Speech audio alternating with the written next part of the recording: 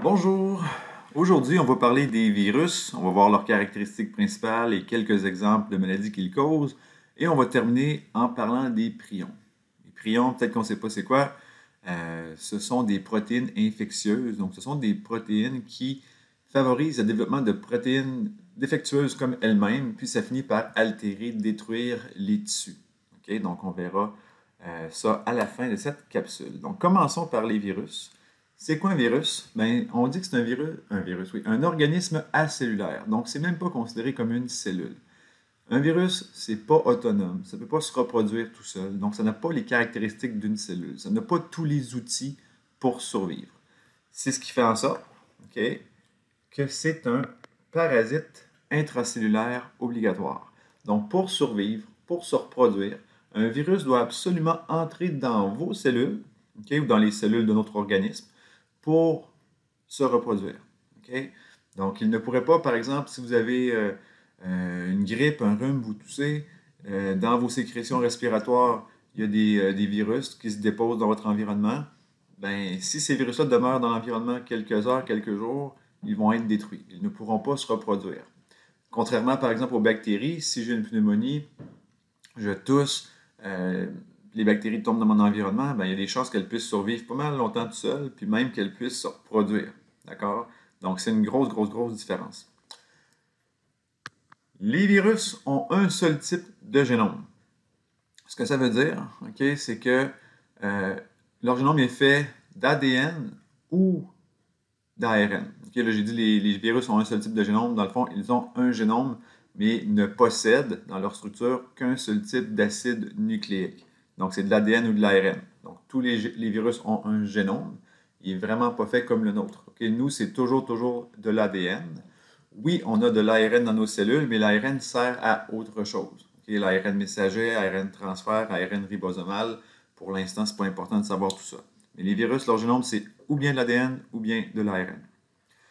Dans une image, plus tard, je vais vous montrer un petit peu les structures plus physiques, mais tous les virus ont ce qu'on appelle une capside protéique, okay, ou une coque protéique. Donc, cette structure-là, c'est là-dedans qu'on va retrouver le génome et quelques enzymes qui vont permettre au virus d'être fonctionnel lorsqu'il va vous infecter.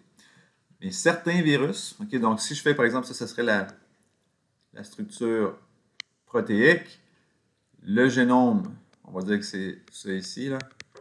Donc, le génome est à l'intérieur, il y a peut-être des petites enzymes. Ça, c'est la structure de base. Mais certains virus, en plus de tout ça, vont avoir une enveloppe lipidique. Donc, souvent faite de lipides, puis dans laquelle on va avoir des protéines qui vont servir au virus à s'attacher sur sa cellule cible. Okay? Ce qu'on va appeler les clés. Okay? Parce que pour entrer dans une cellule, un virus fonctionne un petit peu comme une clé dans une serrure. Okay? Ça prend la bonne clé pour la bonne serrure. Si un virus essaie d'entrer dans une cellule et ce n'est pas la bonne, ben, il ne trouvera pas la bonne serrure. Il ne trouvera pas la bonne protéine sur laquelle se fixer. Puis le dernier petit point, c'est plus une anecdote. Okay? Un virus, la taille moyenne, c'est de 15 à 25 nanomètres. Okay? Nanomètre, c'est 10 à la moins 9 mètres. Okay? À titre comparatif, okay? Donc ça, c'est les virus. Les bactéries, c'est 10 à la moins 6. Donc, un virus, c'est de 100 à 1000 fois plus petit qu'une bactérie. Donc, il y a vraiment une différence. Vous ne verrez pas de virus avec des microscopes optiques comme on a au cégep. C'est beaucoup trop petit. Donc, si vous avez le rhume, la grippe, vous toussez sur une lame, vous voulez regarder sur le microscope, vous allez être déçu. Vous ne verrez pas grand-chose.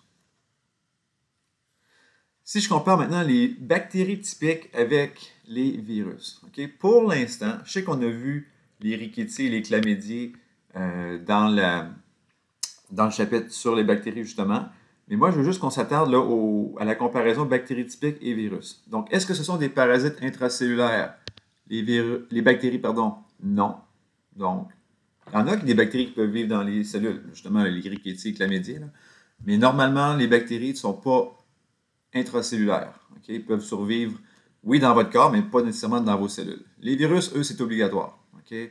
S'il entre dans votre corps, il doit trouver la bonne cellule et y entrer, sinon il va être éliminé par le système immunitaire. Puis dans l'environnement comme tel, les virus ne survivent pas longtemps. Membrane plasmique, les bactéries, oui, puis les virus, non. OK? Faire attention. OK? Les virus ont une enveloppe, mais pas une membrane. C'est pas la même chose. La membrane permet les échanges intérieur-extérieur. L'enveloppe, ça c'est un E. OK? Enveloppe.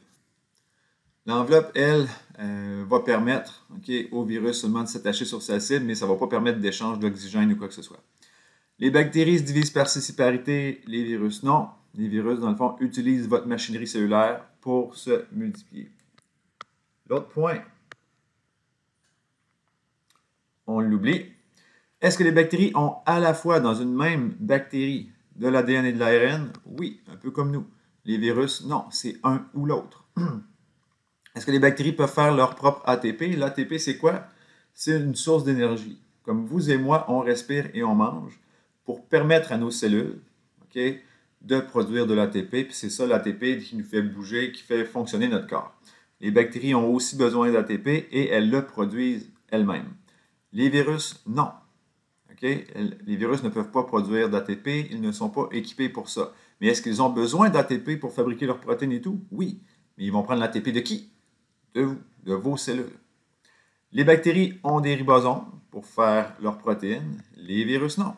Mais est-ce que les virus ont besoin de ribosomes pour faire des protéines? Oui. Ils vont prendre lesquels? Encore une fois, ceux de vos cellules.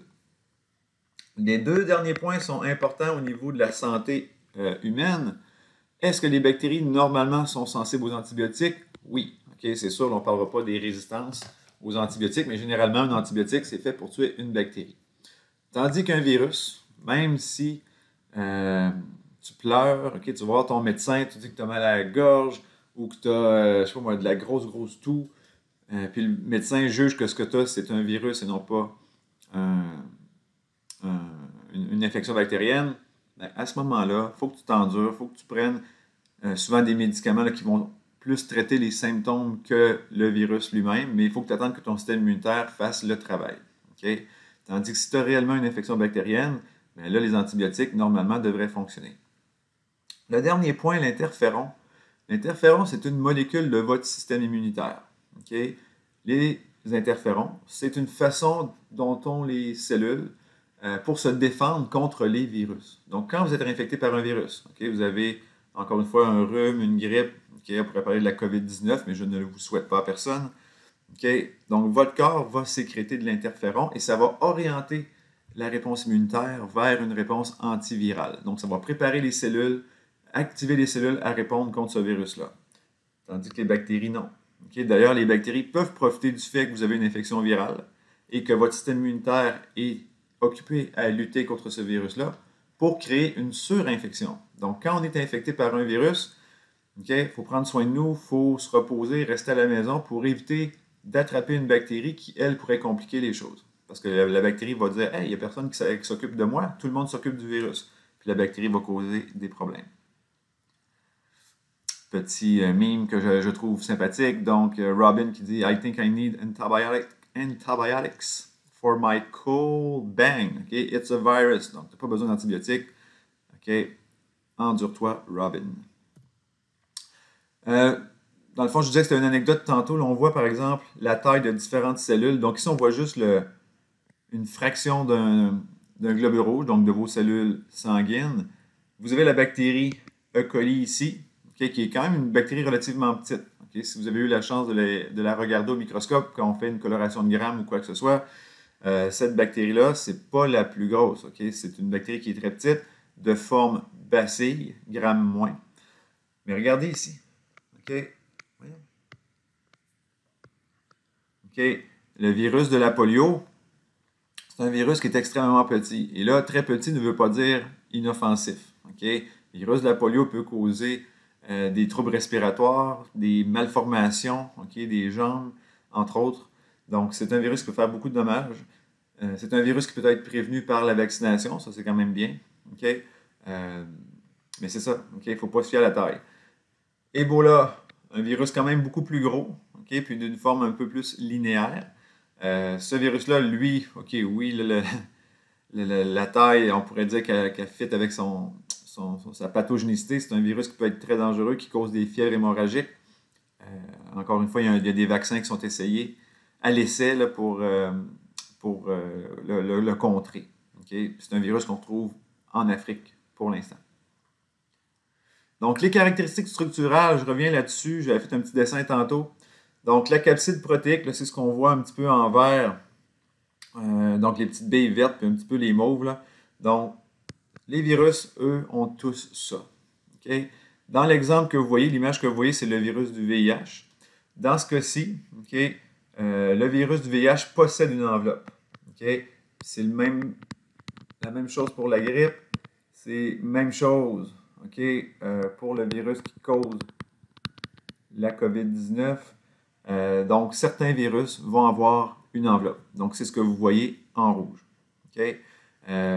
Cette enveloppe-là est faite de phospholipides. Donc, des phospholipides, dans le fond, le virus arrache les phospholipides de vos cellules, de la membrane cellulaire de vos cellules. Puis, ça fait maintenant partie de sa structure à lui. Pardon. Les génomes viraux, là, il y a 4 sortes différentes. Ce n'est pas nécessairement important pour vous. Là. Quand on voit ARN double brin, ça veut dire que l'ARN est fait de 2 brins de nucléotides. Okay? Donc, A, U, G, C. Vous avez peut-être vu ça, la structure de l'ADN, mais dans ce cas-ci, c'est de l'ARN, c'est de l'ARN avec 2 brins. Fait qu'on ne voit pas ça chez l'être humain, ça n'existe pas chez nous. ARN simple brin, donc là, ça, on en voit chez l'être humain. Okay? Donc, avec les nucléotides A, U, G, C, ça peut être sur plusieurs centaines de longs. ADN double brin, donc là, on remplace le T. Voyons, mon crayon a de la misère maintenant. Donc, j'ai un A, T, G, C, etc. Puis ADN simple brin. Donc, celui-là et celui-là, ça n'existe pas chez l'être humain. Donc, c'est vraiment quelque chose qui est unique au virus. Ensuite, les virus peuvent transporter des enzymes, donc des outils avec eux.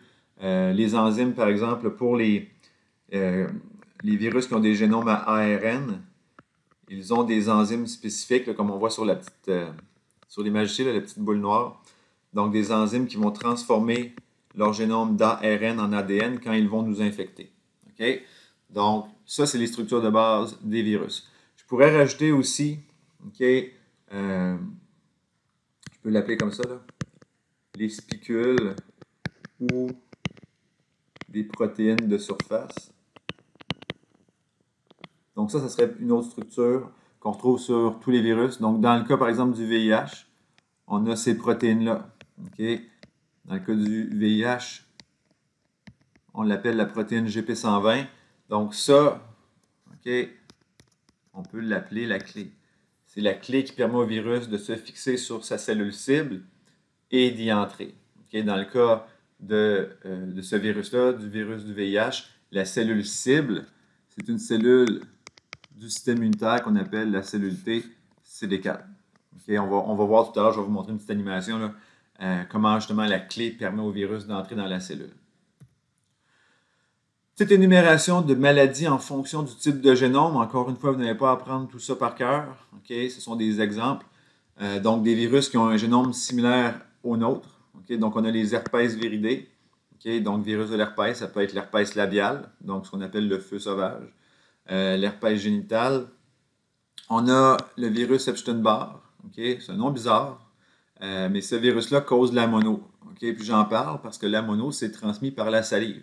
Et vous allez travailler beaucoup avec la salive vous risquez d'être en contact avec la salive de vos patients. Donc, il faut faire attention à ça. Puis le même virus peut causer aussi des lymphomes. Ça, c'est une forme de cancer. Mais là, je vous rassure, si vous avez eu la mono, ça ne veut pas dire automatiquement que vous allez avoir le cancer. Parce que ce qu'il faut comprendre avec ce virus-là, le virus de la mono, c'est que la plupart des gens, vous l'avez dans la salive. Mais très peu d'entre vous avez ou développerez tout simplement la maladie, mais il est présent dans notre salive, donc on peut le transmettre. L'hépatite B s'attaque au foie, transmise sexuellement ou par le sang. Excusez-moi, j'ai mis l'acronyme en anglais, là, mais le VPH qui peut causer le cancer du col. Et quand on parle du cancer du col, avec le VPH, c'est vrai. Donc, les femmes peuvent développer ce type de cancer-là, mais ce n'est pas le seul cancer. C'est le cancer qui est le plus fréquent. Mais une femme peut aussi avoir un cancer au niveau de l'anus, de la gorge, puis de la vulve. Donc, il y a plusieurs formes de cancer chez la femme. Puis le gars aussi. le gars pourrait avoir un cancer du pénis, de l'anus et de la gorge. Donc là, faites les liens que vous voulez, mais c'est vraiment un virus qui va être transmis sexuellement. Ce qu'il faut comprendre, okay? L'importance de ça, c'est qu'à une époque, on vaccinait seulement les jeunes filles contre le VPH, mais c'est un petit peu illogique parce que les garçons aussi pouvaient être infectés, pouvaient aussi avoir des cancers, puis ben, s'ils étaient eux-mêmes porteurs, ben, ils pouvaient le transmettre à leur partenaire sexuel. Okay? Si cette partenaire-là est de sexe féminin, donc elle peut être contaminée. Donc la vaccination, c'est important pour les garçons et les filles. Puis d'ailleurs, quand mes enfants, par exemple, ont été vaccinés lorsqu'ils étaient en 4e année au primaire, ben, j'ai des amis de mon voisinage qui me demandaient est-ce qu'on fait vacciner nos garçons contre le VPH? Okay? Parce que tout le monde l'associe au cancer du col. Mais oui, ok, il faut faire vacciner les garçons parce que ça les protège eux et ça peut protéger leurs partenaires. Ensuite, virus ADN, ben, il y a la varicelle. Okay? Moi, j'ai eu la varicelle quand j'étais petit. Puis même nos parents souvent nous faisaient jouer avec des amis qui avaient la varicelle pour qu'on l'attrape quand on est jeune, parce que les symptômes peuvent être pires plus on est vieux. Puis éventuellement, okay, si moi j'ai eu la varicelle, le virus il est encore présent en moi. Il est encore caché dans mes ganglions spinaux, okay, donc pas les ganglions du système lymphatique, là, vraiment les ganglions qui sont au niveau, dans le fond, qui longent la colonne vertébrale. Éventuellement, ce même virus-là, okay, fait que là, moi j'ai eu la varicelle en 4e année, je crois, au primaire, ou 4e ou 5e année. Ben, ça fait très longtemps. Okay? Ça fait peut-être, je ne sais pas moi, une trentaine d'années, dans le fond, que je vis avec ce virus-là en moi. Puis éventuellement, ben, il pourrait se réactiver, ce même virus-là, et causer le zona. Le zona, ça cause des lésions sur la peau assez importantes. Puis il paraît que c'est très douloureux, la sensation de brûlure, donc c'est pas le fun. Exemple de virus à ADN simple brin. Donc, on a un parvovirus qui cause la 5e maladie. 5e maladie, c'est une maladie infantile là, qui cause des rougeurs sur la peau. Le problème avec ça, c'est que ça peut être problématique pour les fœtus, donc les femmes enceintes. Par exemple, une femme enceinte qui soit est en contact avec des enfants pour son travail, là, service de garde, peu importe, qui est enseignante au primaire, et qu'il y a des cas de 5e maladie, donc on va la retirer du milieu de travail là, pour éviter qu'il y ait des problèmes avec le bébé. Virus à ARN, simple brin, je passe plus vite. Okay? La rubéole, la fièvre jaune, la dengue, virus du Nil. Ces 3 virus-là, ils ont quelque chose en commun. Là. Ce sont tous des virus qui sont transmis par les piqûres de moustiques.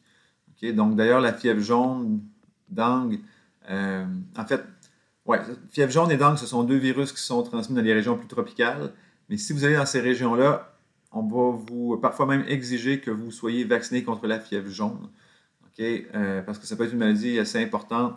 Puis, toute évidence, nous, on n'est pas placé sous ce stress-là, donc il n'y a pas de virus ni de moustiques qui transmettent cette infection-là ici au Canada. Mais si vous allez ailleurs dans le monde, moi j'ai eu mon vaccin là, contre la fièvre jaune quand je suis allé au Pérou. C'était en 2003, je pense. Okay? Ça fait quand même un petit bout déjà. Mais bon, on se fait vacciner. Les coronavirus, okay? Là je parle du SRAS, okay? Syndrome respiratoire aigu sévère. Et on va aussi parler du MERS, okay? Qui est le syndrome respiratoire du Moyen-Orient. Puis, toute évidence, okay? La COVID-19, qui sont des coronavirus. Donc, leur génome, c'est un génome d'ARN simple brin. Ensuite, oreillon. Okay? Oreillon, okay, oui, ça crée de l'inflammation au niveau des glandes salivaires, ça va causer des problèmes, mais c'est pas une maladie bénigne, okay? Surtout pour les garçons, parce que les garçons, s'ils sont infectés par ce virus-là, encore une fois, le virus peut les atteindre à des endroits inédits. Okay? Et là, quand je parle d'endroits inédits, on parle des testicules. Et ça peut rendre les garçons stériles. Donc, tu attrapes les oreillons quand tu es jeune, okay? Quand tu es un enfant, puis quand tu atteins l'âge de la reproduction, tu réalises que tu es stérile, mais c'est peut-être à cause de ce virus-là. Okay? Puis, le vaccin qu'on reçoit au Québec, c'est le RRO, donc rougeole, rubéole et oreillon. Donc, vous recevez 3 micro-organismes en même temps pour stimuler votre système immunitaire contre ces virus-là. Le VRS, je vais en parler plus tard, okay? Virus respiratoire syncytial. Lui aussi, vous l'avez dans la salive. Okay? Pas mal tout le monde l'a, mais ce qui peut arriver, c'est que vous le transmettiez à un bébé, puis le bébé pourrait développer ce qu'on appelle des bronchiolites. Puis des bronchiolites, ça peut provoquer une chute, okay, de la concentration en oxygène dans le sang du bébé. Puis ça peut être dangereux, ok? Ça peut être mortel. Moi, mes 2 garçons ont été hospitalisés pour ça. Ok? Mon plus vieux pendant 10 jours, le plus jeune pendant 4 jours. Euh, Puis c'est ça, bon, c'est inquiétant, c'est pas le fun. Il n'y a pas grand-chose qu'on peut faire à part donner des soins pour aider l'enfant à respirer, donc l'oxygénation avec des petits tubes dans le nez, là. Bronchodilatateurs, corticostéroïdes pour éviter l'inflammation au niveau des poumons. Donc on contrôle les symptômes, puis éventuellement le petit finit par prendre le dessus, puis éliminer le virus. Mais c'est ça, c'est quand même pas le fun. La grippe est aussi un virus à ARN. Ok? Euh, on le connaît bien celui-là. Puis ensuite, un petit dernier, ARN double brin. Donc là, on a le VIH, qui est un virus de la famille des rétrovirus. Lui va causer ou peut causer le sida si l'infection n'est pas contrôlée. Parce qu'aujourd'hui, okay, on peut contrôler beaucoup mieux les symptômes des personnes atteintes du VIH okay, en leur donnant des médicaments. Et oui, ils sont séropositifs, okay, mais ils ne développeront pas le sida. Spectre d'hôtes. Okay? Tout de suite, je vais vous dire, là, cette vidéo-là, allez la voir. Okay? Prenez le temps. En fait, vous pouvez aller voir les deux, là, mais ça vous explique, ça vous montre okay, comment un virus entre dans vos cellules. Ce que je veux que vous compreniez avec le phénomène du spectre d'hôtes, c'est que chaque virus peut infecter un ou des hôtes particuliers. Donnez un exemple, ou plusieurs exemples en fait. Le virus de la grippe. Okay? Le virus de la grippe a un spectre d'hôtes relativement large parce qu'il peut s'infecter à l'être humain, donc on peut avoir la grippe, mais il peut infecter aussi les porcs, il peut infecter aussi les oiseaux, la volaille, okay? Donc les canards, les poules, etc. Okay? Donc on peut avoir une grippe porcine comme la H1N1, on peut avoir la grippe aviaire comme H5N1. Donc il y a plusieurs types de grippe, ça change, okay? On va revenir là-dessus, mais la grippe peut infecter plusieurs espèces différentes. Autre exemple, okay, la rage. Puis la rage, c'est un virus qui a un spectre d'hôtes très large parce qu'il peut infecter pratiquement tous les mammifères. Là. Okay? Chat, chien, renard, loup, coyote, rat, chauve-souris, okay, raton laveur, moufette, nommez-les tous. Là. Okay? La rage peut les infecter. Ce que ça veut dire, c'est que le virus de la rage, okay, supposons que je prends un petit virus là. Donc, le virus, sa clé, donc la protéine de surface, c'est un peu comme un passe-partout pour les mammifères. Okay? Il va finir par entrer dans les protéines, pas dans les protéines, mais dans les cellules du système nerveux parce qu'il y a une protéine commune chez tous les mammifères ou presque qui permet au virus d'entrer. Donc, votre chien a la rage, vous pourriez avoir la rage. Des exemples de micro-organismes ou de virus qui ont des spectres d'hôtes étroits, okay? La rougeole, la polio, rougeole, polio, variole. Okay? Variole, même, on l'a éradiqué. On a éliminé ce virus-là de la surface de la Terre. Pourquoi, justement? Parce qu'il y a juste l'humain qui est porteur de ce virus-là. Donc, dans les années 70-80, on a vacciné massivement contre la variole. On a traité les gens qui étaient malades, puis il y en a malheureusement qui sont décédés. Mais on a coupé toutes les chaînes de transmission. Le virus n'avait plus aucun endroit où aller. Le virus est disparu. Il n'existe plus. On pourrait faire la même chose avec la polio. D'ailleurs, là, au moment où je fais la vidéo, on est au début septembre, mais au mois d'août, l'OMS a annoncé que le Nigeria, un pays d'Afrique, ça faisait 4 ans qu'il n'y avait pas eu de cas de polio, donc on déclare que la polio a été éliminée de ce pays-là. Okay? Au Canada, aux États-Unis, en Europe, ça fait longtemps aussi que la polio a été éradiquée, donc avec encore une fois, des campagnes de vaccination. Présentement, il reste 2 pays où on retrouve encore de la polio, c'est le Pakistan et l'Afghanistan. Il y a des efforts qui sont faits pour tenter de l'éradiquer, mais il y a plusieurs problèmes qui surviennent. Là, il y a des personnes là-bas qui ne font pas confiance à la vaccination. Il y a même des gens qui croient que c'est des méthodes soit pour stériliser les gens ou pour les rendre malades ou pour faire de l'espionnage, plein d'affaires. Okay?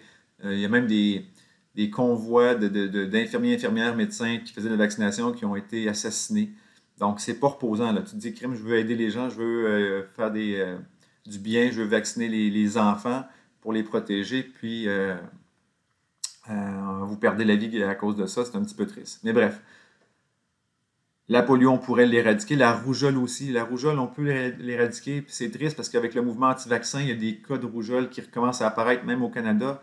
Au Québec, il y a eu des décès dans les dernières années dus à la rougeole. alors que c'est une maladie qu'on pourrait effacer de la surface de la planète, puis personne ne pleurerait là, la disparition de ces virus-là.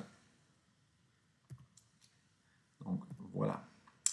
COVID-19, coronavirus, on n'a pas le choix d'en parler. Okay? On est encore dans la pandémie depuis le mois de mars 2020. Okay? Il y a le confinement qui sévit au Québec, donc ça a été ajusté un petit peu depuis, mais on n'a pas encore les mêmes libertés qu'on avait jadis. Ne serait-ce que, par exemple, le port du masque, la distanciation, les rassemblements qui sont limités, etc. Pas d'activités ou d'événements sportifs d'envergure, de concerts, etc. Donc, c'est une nouvelle réalité. Donc, ce virus-là serait originaire de la Chine, okay, d'une province, le Wuhan. C'est la même famille de virus que le SRAS et le MERS. Puis même, j'ajouterais okay, environ 15 à 20% des rhumes. Okay, je pourrais le rajouter. Là. Les rhumes, ce sont aussi des infections, souvent, là, okay, 15 à 20% des rhumes seraient dus à des coronavirus aussi. Donc, ce n'est pas quelque chose qui est nouveau sur la planète Terre, les coronavirus. C'est juste cette variante-là, okay, qui cause la COVID-19, qui, elle, est nouvelle. Puis elle est inquiétante parce que, bon, oui, de toute évidence, elle se transmet par les aérosols. Elle cause des maladies qui peuvent être très graves. Il y a des gens qui sont asymptomatiques, tant mieux pour eux. Okay? Mais il faut être conscient que si on est asymptomatique, c'est une chose, c'est bon pour nous. Okay? Ben, c'est bon. Ça veut dire que vous n'êtes pas affecté, mais vous pouvez le transmettre quand même, puis vous pouvez être un peu la cause ou la raison qu'une personne dans votre entourage qui serait vulnérable va malheureusement mourir. Fait que c'est pas quelque chose à prendre à la légère. Donc, l'infection, elle est pulmonaire.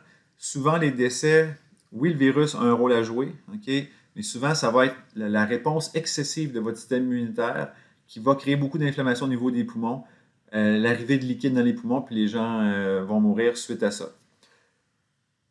Je vous invite à aller voir des petites vidéos sur le sujet. Il y a aussi des vidéos spécifiquement là, pour les cliniques dentaires. Okay? Je vais pas Hi, I'm Dr. Rafi Romano from Tel Aviv, Israel. je ne vais pas le regarder avec vous au complet, okay? Mais c'est intéressant parce que, dans le fond, il vous montre un petit peu les réalités, quoi faire okay, pour se protéger, puis quelles sont les actions à faire okay, dans une clinique dentaire avec la COVID-19. Okay? Moi, par exemple, quand je suis allé chez le dentiste là, cet été, bon, oui, la personne se protège, ont des blouses supplémentaires, masques, il y avait des lunettes, visières. En tout cas, c'était assez impressionnant comme attirail de protection. Mais une chose qu'on demandait de plus aux patients, c'était de se rincer la bouche avec, un rince-bouche, mais dans lequel il y avait aussi du peroxyde. Okay? Donc, puis le peroxyde, pas le peroxyde, mais le rince-bouche avec peroxyde, donc tu te gargarises un petit peu avec, tu le promènes dans ta bouche, tu ne craches pas. C'est la succion. Donc, avec la succion qu'on vous l'enlève, parce que si on crache, bien, ça peut créer des aérosols. Donc, il y avait ces petites mesures-là là, qui avaient été instaurées dans la clinique. Puis, toute évidence, dans la salle d'attente, bien, on doit respecter la distanciation physique. Juste pour vous montrer sur l'image qui est ici, OK, ça, c'est on va dire graphique / une carte du monde, là, OK, qui date du 9 mars. Donc, à peu près au début de notre confinement, là, regardez le nombre de cas. Au Canada, c'était de 11 à 100 personnes qui étaient principalement situées là, dans l'ouest du pays. Puis maintenant, c'est le Québec puis l'Ontario qui sont les provinces les plus touchées. Donc, ça s'est propagé. Au Québec, on doit être rendu à presque 65 000 cas. Un nombre de décès assez important aussi. Là, je crois qu'on est dans les 6 000. Donc, c'est une situation qui est malheureuse, qui a évolué beaucoup. Okay?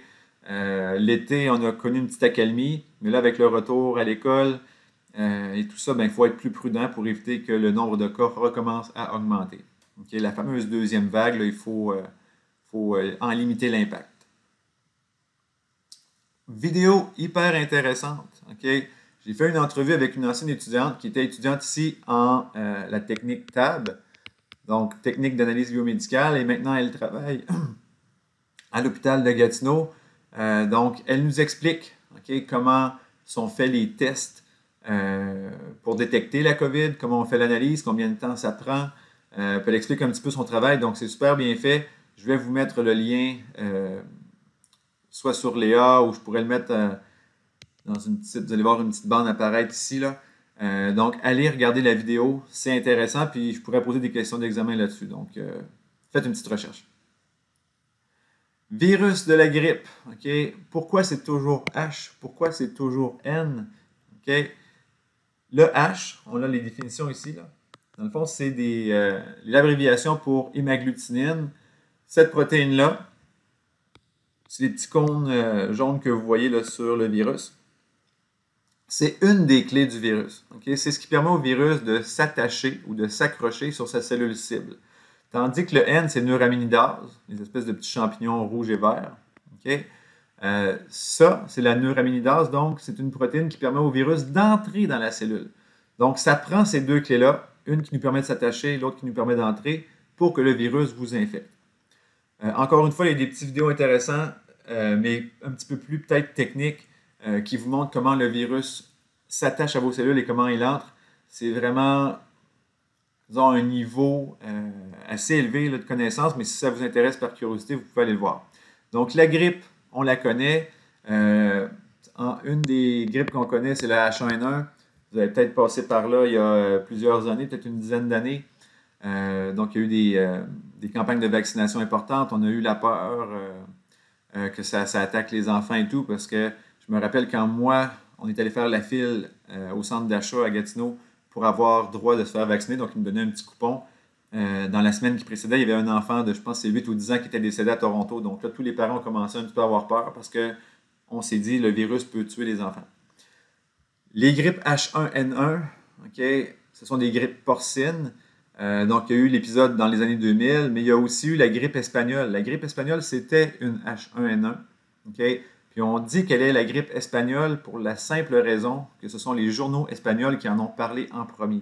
Mais l'origine du virus serait aux États-Unis et c'est lors dans le fond, du déploiement des forces américaines en Europe lors de la fin de la Première Guerre mondiale. Donc, les soldats sont arrivés en Angleterre, entre autres, en Europe, du moins sur le sol continental européen, puis ils ont transmis la maladie à d'autres soldats. Puis là, avec la fin de la guerre, tout le monde est retourné chez eux, amenant avec lui le virus, puis ça a causé plus de morts, la grippe espagnole, que la Première Guerre mondiale elle-même. Donc, en 2 ans d'épidémie de grippe espagnole, je pense qu'il y a eu au-delà de 50 millions de personnes. C'est énorme. Si on y pense, là, au début du 20e siècle, il n'y avait pas 8 milliards de personnes comme on l'a maintenant. Là.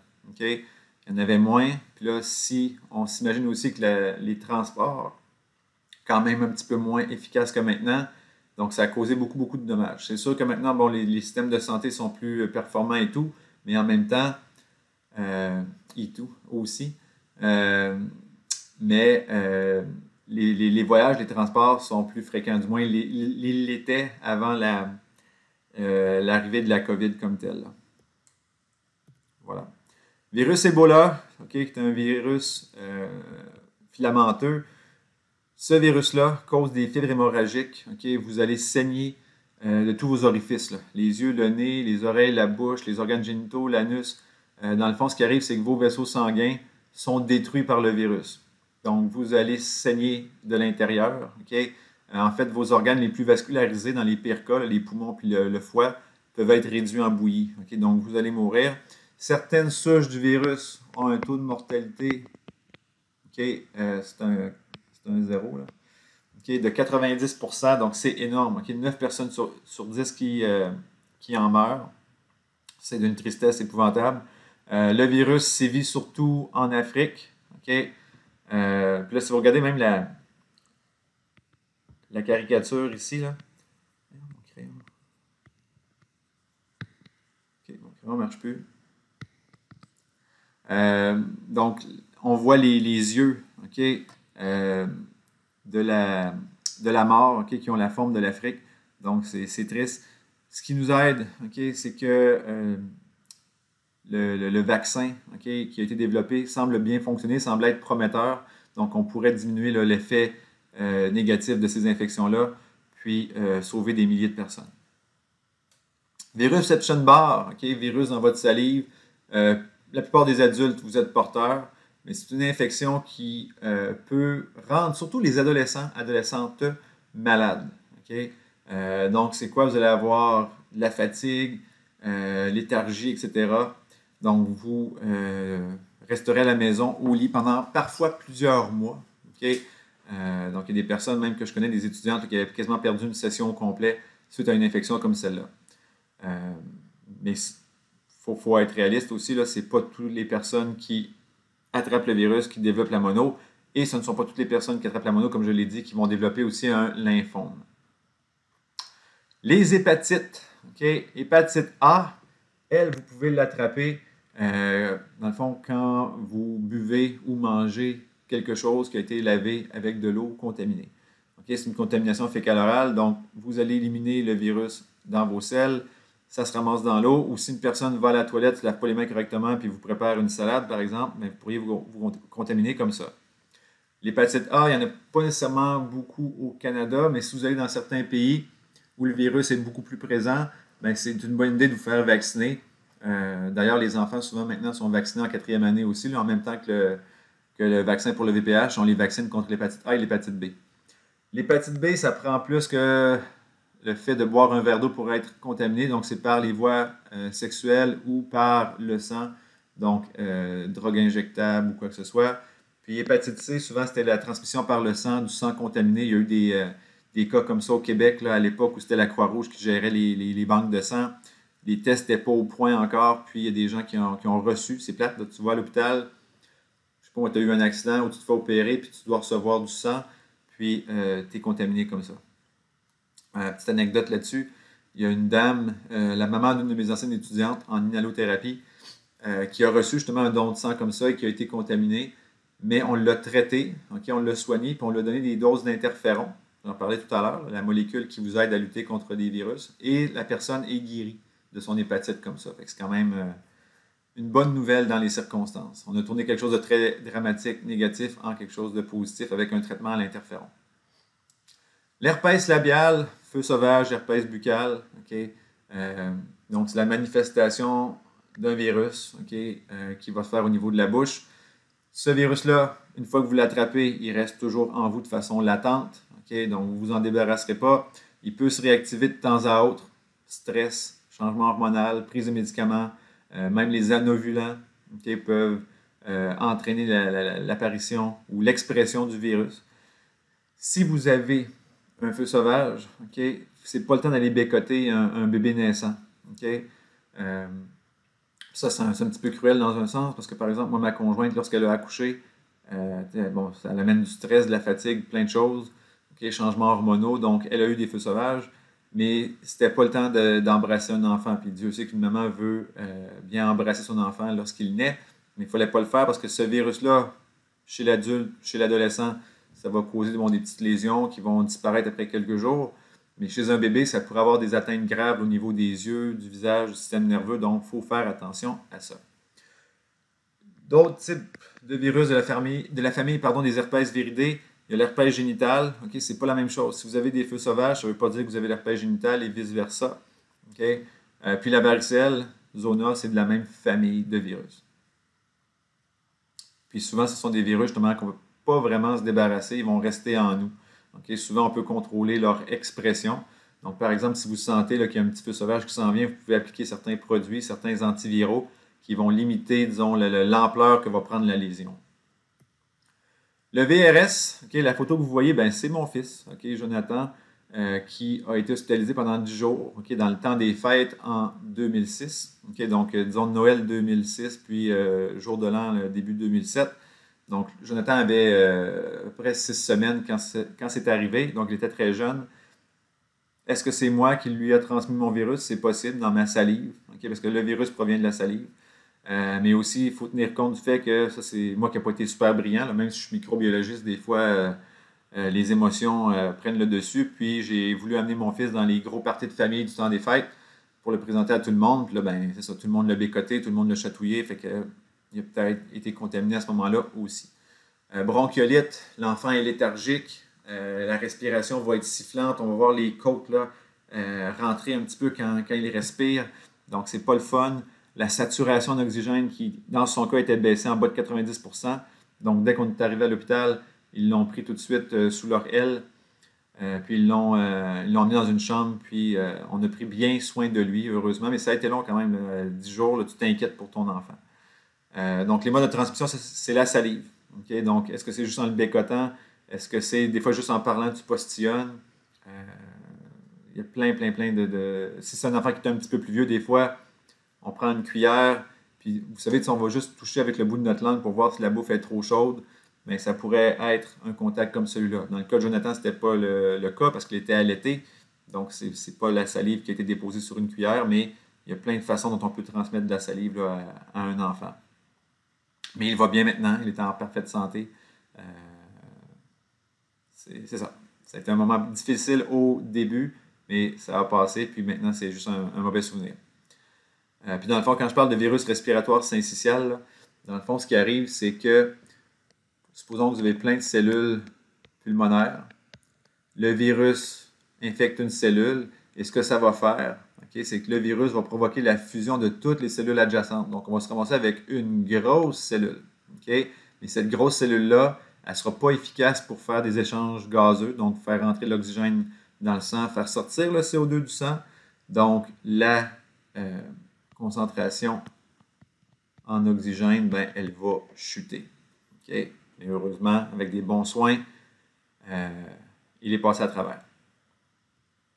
Virus Zika, ça c'est le genre de virus dont je ne parlais pas il y a 4-5 ans, mais depuis 2016 j'en parle. Pourquoi? Parce qu'en 2016, il y a eu les Olympiques au Brésil, puis ce virus-là, qui est transmis par un moustique, était présent. Puis là, l'inquiétude qu'on avait, c'est que si les personnes se font piquer, souvent, pour les adultes, c'est anodin, c'est des petits symptômes, rien de grave. Mais si une femme tombe enceinte ou si un homme se fait piquer et qu'il veut avoir un enfant avec sa conjointe, il peut le transmettre par une relation sexuelle et ce qui va arriver, c'est des cas de microcéphalie. Donc, un développement anormal du crâne puis du cerveau. Donc, ça peut entraîner des conséquences plates, tristes pour l'enfant, pour la famille. Le virus reste un certain temps dans le corps de la personne qui a été piquée. Donc, par exemple, si moi, je vais en voyage au Brésil, je me fais piquer par le moustique, moi, je n'ai pas nécessairement de symptômes, mais si jamais je voulais avoir un enfant avec ma conjointe, il faudrait que j'attende 6 mois avant de passer à l'acte, on va le dire comme ça. Pourquoi? Parce que dans mon sperme, il pourrait y avoir encore des traces du virus. Donc, 6 mois après le retour du voyage. Si c'est la femme qui va en voyage, puis c'est elle qui se fait piquer, elle doit attendre au minimum 2 à 3 mois avant d'avoir des relations sexuelles qui mèneraient à la conception de l'enfant, si elle veut éviter des risques comme ceux-là ou des maladies comme celle-là. Donc, le virus survit moins longtemps chez la femme. Je ne sais pas, c'est un virus sexiste, là. Mais chez le gars, il va rester plus longtemps. Donc, il faut faire attention à ça si vous voulez avoir un enfant dans ces périodes-là. Le VIH, virus de l'immunodéficience humaine, va causer le sida, donc le syndrome de l'immunodéficience humaine. C'est un virus qui a, disons, apparu, on va le dire comme ça, là, à la fin des années 70, début des années 80. Ça a été une maladie qui a fait très peur aussi à l'époque. On a peur de la COVID-19 maintenant, mais le VIH aussi, on en avait peur parce que c'était nouveau, parce qu'on ne la comprenait pas. Si on savait que quelqu'un était séropositif, souvent, même à l'époque, les gens avaient peur ou étaient nerveux de serrer la main, de s'approcher de ces personnes-là parce qu'on pensait que ça se transmettait comme la grippe, mais ce n'était pas le cas. Quelqu'un qui est séropositif, vous pouvez le prendre dans vos bras, vous pouvez lui serrer la main. Vous n'attraperez pas le VIH, ça ne va pas vous sauter dessus. Là. Même si la personne est en sueur, vous lui serrez la main, vous mettez la main sur son épaule ou quoi que ce soit, c'est pas comme ça. Ça prend vraiment une relation sexuelle non protégée ou un contact avec le sang, donc par une seringue souillée ou quoi que ce soit. Donc, vous avez sur l'image qui est là, plusieurs statistiques, des choses intéressantes. Donc, par exemple, les femmes, c'est une personne séropositive sur 4 est une femme. Statistiquement, ça c'est pas encore une fois là, du sexisme, c'est pas de l'homophobie. Les hommes gays ou bisexuels, donc les hommes qui ont des relations sexuelles avec d'autres hommes, sont plus sujets à une infection à VIH. Pourquoi? C'est parce que souvent, si les hommes ont des relations anales, la paroi anale est plus fragile et la transmission par les fluides biologiques est facilitée. Okay? Ça ne veut pas dire qu'automatiquement, deux hommes homosexuels qui ont une relation sexuelle ensemble, puis qu'il y en a un qui est séropositif, qui va automatiquement le transmettre, mais les chances sont quand même plus élevées. Okay? Encore une fois, les hommes hétérosexuels, les femmes hétérosexuelles, les femmes homosexuelles, okay? Toute la panoplie de diversité sexuelle qu'on peut imaginer, toutes les personnes peuvent avoir ou peuvent être infectées par le VIH. Okay? Puis statistiquement, toutes les 3 heures, il y a quelqu'un qui attrape le VIH au Canada. Puis il y a d'autres statistiques que vous pouvez regarder, mais c'est une maladie qui est encore très présente. Okay? On a tendance à l'oublier, mais il ne faut pas, disons, relâcher la garde. Il faut quand même faire un suivi là-dessus, puis traiter, s'occuper des gens qui sont séropositifs. Ah oui, puis il y a un petit article ici, intéressant. Il y a des gens qui ont guéri du VIH, okay? Des gens qui ont reçu des traitements puis des greffes de moelle osseuse. Il y a quelques personnes au monde qui sont guéries, okay? Complètement guéries du VIH. Donc ça, c'est un espoir supplémentaire, okay? Pour finir par avoir un traitement qui pourrait soigner, guérir tout le monde, okay? Tout le monde qui est infecté. Les étapes de l'infection, c'est drôle, c'est des vieilles animations que j'avais à l'université, donc ça date d'un certain temps. C'est un petit peu poche quand vous voyez la qualité de l'animation, si on le compare à ce qu'il fait maintenant, mais ça explique bien, donc je le fais. Donc, vous avez le virus, okay, avec sa protéine, la petite protéine rouge, c'est la protéine GP120, et elle va se fixer sur 2 protéines, donc sur la serrure de la cellule. Donc, je vous rappelle, la cellule cible, c'est la cellule T, CD4. Puis les protéines serrure, il y a la protéine CD4, d'où le nom de la cellule, et l'autre protéine qui s'appelle CCR5, celle qu'on appelle le chymokine receptor. Donc, ça ici, c'est la serrure. Le virus arrive, première étape de l'infection, il s'attache. Deuxième, il entre. Donc là, c'est juste la capside de protéines, puis le génome, puis les enzymes qui entrent. La membrane, okay, va fusionner avec pas la membrane, mais l'enveloppe du virus va fusionner avec la membrane de la cellule, comme 2 gouttes d'huile dans le fond qui se rencontrent, donc il y a une fusion. On libère à l'intérieur le génome. Quand le virus vous infecte, dans ce cas-ci, le VIH, c'est un virus okay, à ARN, donc il convertit, okay, vous voyez le petit cercle vert, c'est une enzyme okay, qu'on appelle la transcriptase inverse. Elle prend le génome d'ARN et elle le convertit en ADN. Parce que nous, si on veut faire des bébés virus, ça nous prend de l'information qu'on peut lire et l'ARN comme tel, viral, on ne peut pas le lire. Donc, s'il le convertit en ADN, là, on peut. Le virus, par la suite, vient insérer son génome dans le nôtre. Donc là, nous, on va lire cette information-là comme si c'était à nous, mais ce n'est pas le cas. On va commencer à fabriquer des bébés virus. Donc, c'est ce qui se produit. Donc, on va faire des copies du génome viral parce que chaque bébé virus va vouloir son génome. Nos ribosomes vont commencer à fabriquer des protéines virales aussi. Les virus vont s'assembler et, boum, éventuellement, vont quitter la cellule. Okay? Puis là, on en voit un sortir, mais il faut s'imaginer que ça va être des centaines, des milliers de virus qui sortent de la cellule et chacun de ces virus-là peut aller infecter une cellule T CD4 par la suite. Voilà. Ici, c'est la courbe évolutive d'une infection à VIH. Okay? Courbe typique, mais elle peut changer en fonction des traitements que les personnes vont subir. Là. Donc, si vous avez 2 crayons marqueurs, vous avez votre cahier de notes aussi. Là. Prenez un crayon marqueur d'une couleur puis un autre. Okay? Donc, 2 couleurs différentes. Donc, d'un côté, vous avez le nombre de cellules T. Donc, c'est l'axe qui est en vert. De l'autre, okay, on parle donc de l'ARN viral, mais dites-vous que c'est un petit peu la quantité de virus qu'on pourrait retrouver dans le sang. En X, donc dans l'abscisse, vous avez le temps qui est séparé en semaines et en années. Donc, au début, c'est des semaines, coupure dans le temps, puis en années. Au temps zéro, okay, donc relation sexuelle, utilisation d'une seringue souillée, le virus arrive en vous. Très rapidement, le virus s'active okay, et se multiplie dans vos cellules. S'il se multiplie dans vos cellules TCD4, ça veut dire qu'il les tue.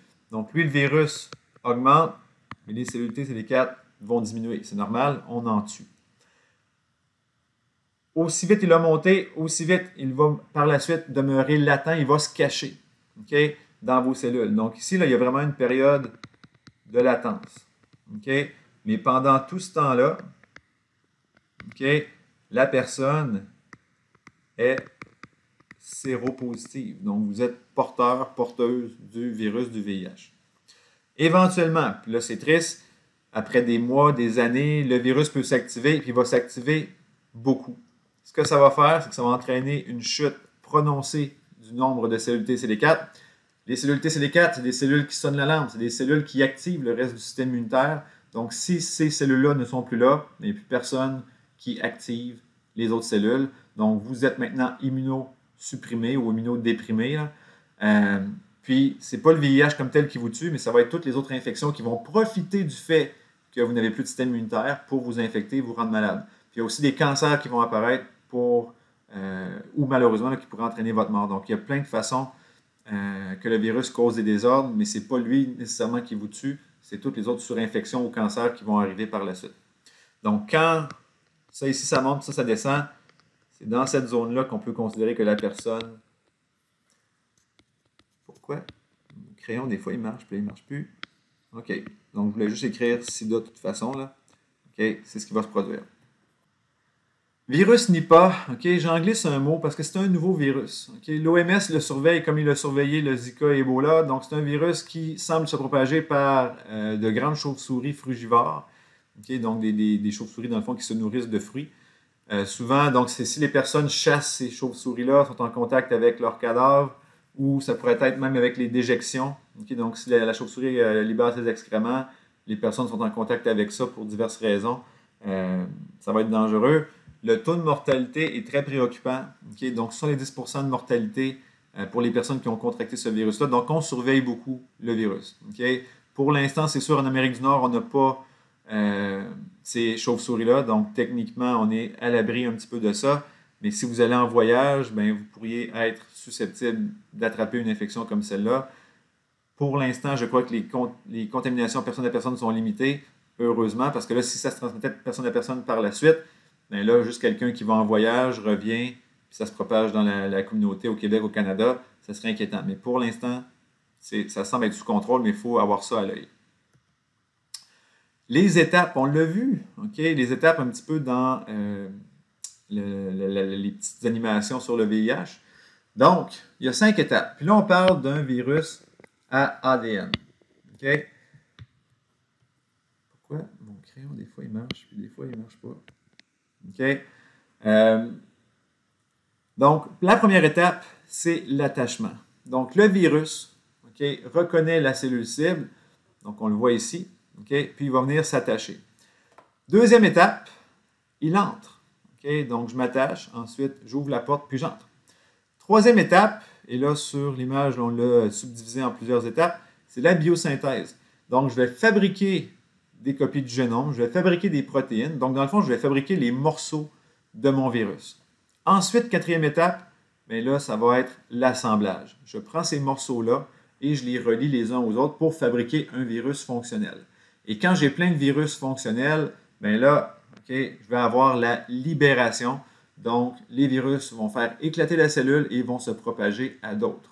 Okay? Donc, c'est vraiment ça l'objectif d'un virus, c'est de se propager puis de se multiplier. Fait que ça, c'est les 5 étapes de la réplication d'un virus à ADN. Ça va être une petite affaire différente pour un virus à ARN. Okay? À la base, c'est la même chose. Puis là, on voit une infection par le VIH. Donc, au début, le virus s'attache. Donc, si on les réécrit, là, 1, on s'attache. 2, on entre. Okay? Donc, pénétration du virus. Là, c'est là qu'il y a une petite différence. Okay? On va dire un 2.5. C'est un génome à ARN. Okay? Donc, on le voit ici. Le génome ARN doit être converti en génome ADN. Donc, ça, c'est fait. Une fois que c'est complété, là, on va avoir la biosynthèse. Donc, on va fabriquer les protéines virales. Donc, on va faire des protéines. On va faire des copies du génome. Ça va être des copies du génome ARN dans ce cas-ci. Numéro 4, okay, on va avoir la maturation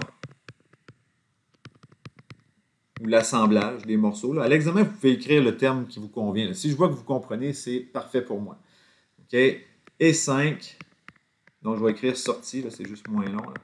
Donc, ou libération du virus. Donc, ça, c'est les étapes. Donc, pour le virus à ARN, il y a comme une petite étape supplémentaire qui est primordiale pour que le virus puisse vraiment infecter les cellules. Un bactériophage maintenant, j'en glisse un mot, ce sont des virus qui attaquent les bactéries. On n'est pas des bactéries, fait que pourquoi j'en parle? C'est parce que les bactériophages peuvent devenir intéressants pour le traitement de maladies bactériennes. Imaginez, vous avez une bactérie résistante aux antibiotiques, il n'y a plus de moyen de vous soigner, c'est triste, vous ne voulez pas mourir, vous ne voulez pas qu'on vous ampute, par exemple, la jambe, le bras ou quoi que ce soit. Donc, ce qu'on peut faire, c'est vous administrer injection dans le sang ou dans la plaie des bactériophages qui, eux, vont détruire les bactéries qui vous infectent. Au Canada, ce n'est pas encore légal, mais il y a des pays où ça l'est, donc vous pourriez vous rendre dans ces pays-là, j'imagine, payer pour le faire, et puis peut-être ça pourrait sauver votre vie. Voilà. Si on regarde les étapes d'infection d'un bactériophage, là, juste pour vous montrer, ce n'est pas à apprendre, mais c'est le même principe qu'un virus qui vous infecte. Il s'attache, il entre, puis dans le cas, quand je dis qu'il entre, là, dans le cas du bactériophage, c'est juste son génome qui est injecté comme une seringue. On le voit ici. Là. Donc, imaginez le génome qui est ici, puis comme une seringue, le virus l'injecte dans la bactérie. Donc, on s'attache, on entre. Biosynthèse, maturation, libération. C'est le même principe. C'est juste pas la même cible. Ici, j'ai utilisé une image de bactériophage, mais ça pourrait s'appliquer à des virus qui vous infectent.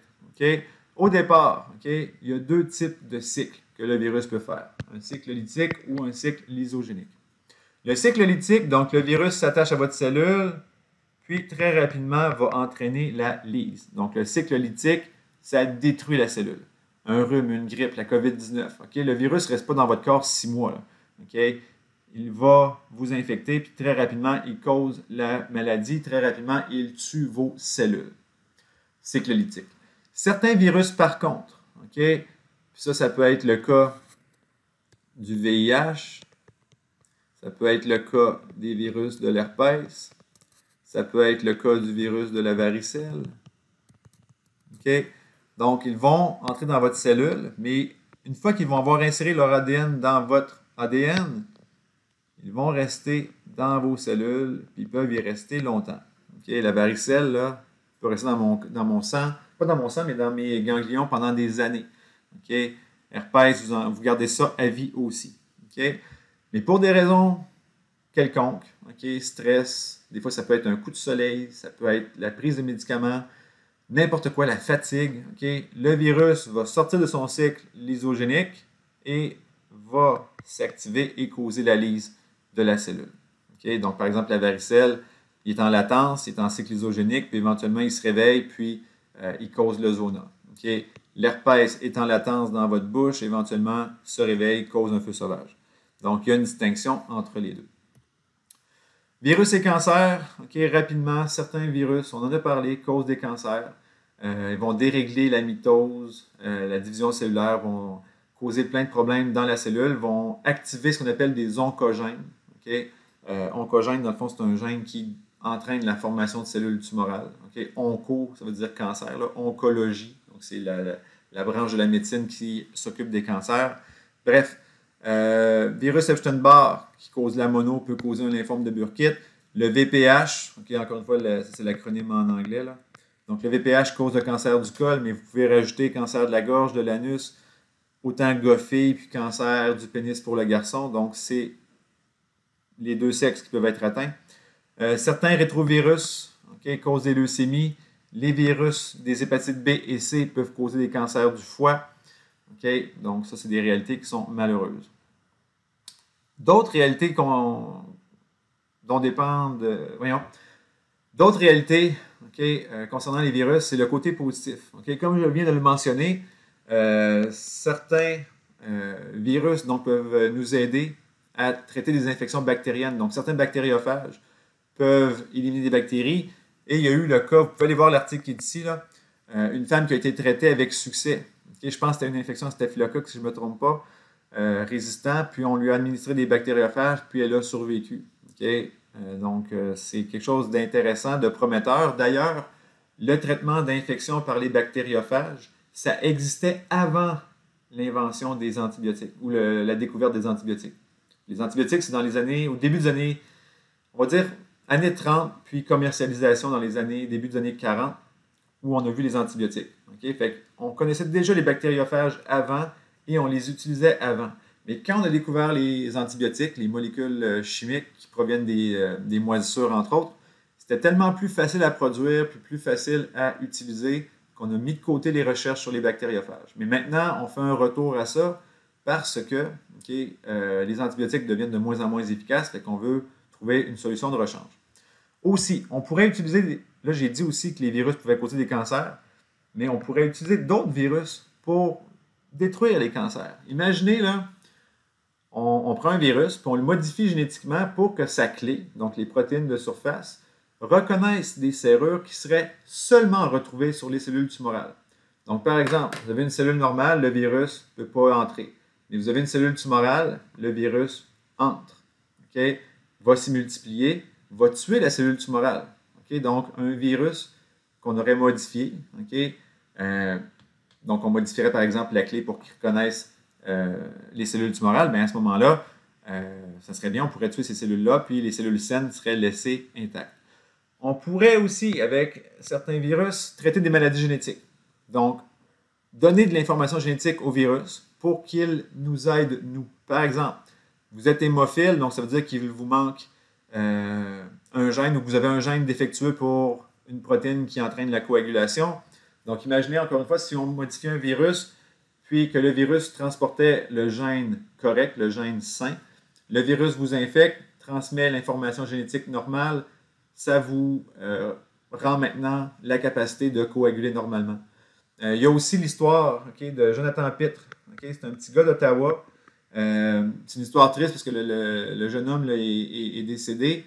Mais ce petit garçon-là avait une maladie génétique qui affectait sa peau. Donc, les cellules de sa peau ne s'attachaient pas correctement les unes aux autres. Donc, il y avait toujours des plaies.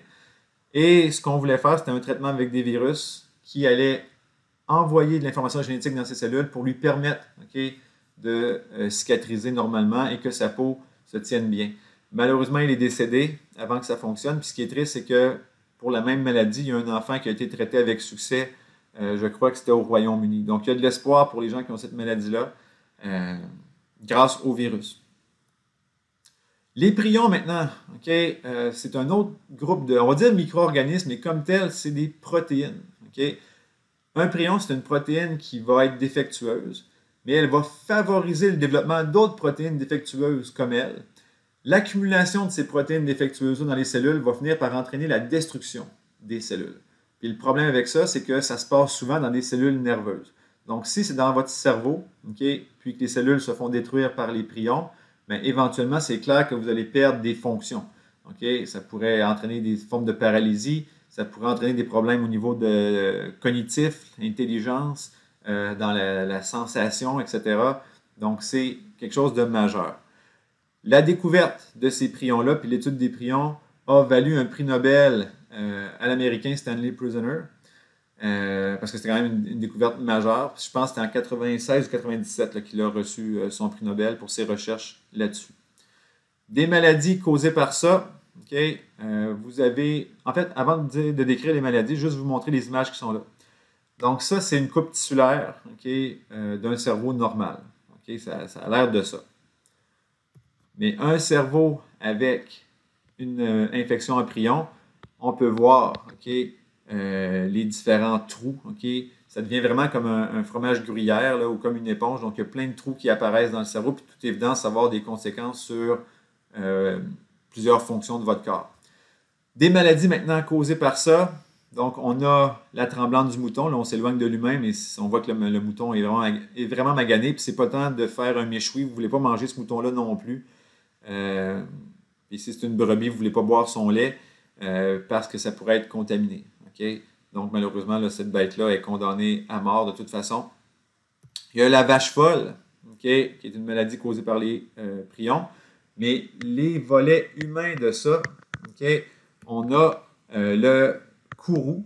Puis le courroux, ce qui est particulier, c'est que c'est une maladie qui dépend des habitudes culturelles de certains peuples, disons de Papouasie-Nouvelle-Guinée,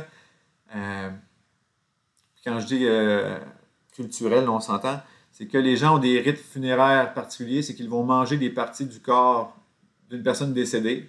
Okay, donc, c'est du cannibalisme. Mais c'est pas du cannibalisme sauvage, là, juste pour manger un steak là, humain. C'est qu'on veut rendre honneur un petit peu à la personne décédée en mangeant des parties de son corps, par exemple, pour avoir son intelligence, sa force, son courage, etc. La maladie prend du temps à se développer. Donc, les gens ne font pas nécessairement le lien entre « OK, j'ai mangé telle personne ou une partie de telle personne, puis 10 ans plus tard, c'est ce qui fait en sorte que moi aussi, je vais être malade et que je vais mourir. » Mais c'est une espèce de cycle. Okay? Si les gens meurent parce qu'ils ont mangé une partie du corps d'un membre de la famille ou un ami ou je ne sais pas quoi, ben ça va finir par débouler sur tout le monde. Donc ça, c'est le courroux. Creutzfeldt-Jakob, c'est le versant humain ou le côté humain de la maladie de la vache folle. Donc, ça atteint le cerveau. Chose importante en hygiène dentaire. Okay? Si un patient a une maladie à prion, donc Creutzfeldt-Jakob, quand vous faites votre nettoyage, bon oui, c'est une chose, mais sur les curettes, okay? S'il y a des résidus de tissu, de sang, des morceaux de tarte, peu importe, okay? C'est important de bien laver physiquement, mécaniquement les curettes, parce que si on prenait les curettes et on les mettait simplement à l'autoclave, les prions pourraient survivre dans ces tissus-là ou dans ces morceaux de sang ou je ne sais pas quoi là. Donc, c'est important de physiquement, mécaniquement les retirer. Donc, je sais qu'on le fait, là, vous le faites. Okay, donc, on place les instruments dans le lave-vaisselle, on va les frotter aussi. Mais c'est important de le faire parce que ça pourrait survivre au traitement par l'autoclave. Des petits documentaires que je vous suggère, okay, si vous avez le temps, surtout celui-là, qui est en 3 parties. Donc, un documentaire sur Ebola, c'est super bien fait, ça explique comment la maladie se propage. Puis c'est fait un petit peu comme un téléroman. Là. Donc, c'est un soldat américain qui revient d'une mission en Afrique. Il a été infecté quelques jours avant de revenir au pays. Puis là, il développe les symptômes. Mais là, il peut transmettre et va transmettre malheureusement la maladie à certaines personnes qui ont été proches de lui. C'est ça. C'est intéressant d'aller jeter un coup d'œil là-dessus. D'autres virus, donc j'ai mis une collection de virus là, qui causent des maladies humaines. Vous n'êtes pas obligé d'aller voir ça, c'est plus anecdotique que d'autres choses. Faites vos devoirs, donc répondez aux questions à la fin du cahier d'exercice. Puis, dans votre cahier, après le chapitre sur les virus, vous devriez trouver un tableau synthèse, okay, avec tous les micro-organismes qu'on a vus, donc bactéries, mycètes, protozoaires, helminths, okay, puis maintenant virus. Complétez ce tableau-là, ça devient un bon outil de révision. Okay? Dans le fond, on va vous demander pour les bactéries, est-ce que ce sont des prokaryotes ou des eucaryotes? Là, vous écrivez prokaryotes. On va vous demander de quelle façon ils se reproduisent, quel type de génome ils ont, etc. Donc, complétez le tableau. Je peux vous aider à le compléter aussi ou je pourrais vous envoyer un corrigé éventuellement. Puis votre glossaire, faites-le. Okay? Démêlez les mots qui sont là. Expliquez-moi c'est quoi un prion. Virus, peut-être que ça serait plus facile pour vous, mais prion, c'est peut-être pas encore quelque chose qui est acquis chez vous. Donc, prenez le temps de faire le glossaire. C'est un bon outil, encore une fois, de révision. Voilà. Si vous avez des questions, vous pouvez m'envoyer un courriel, un message sur Mio ou laisser un message sous cette vidéo, puis je vais y répondre rapidement. Okay? Bonne fin de journée.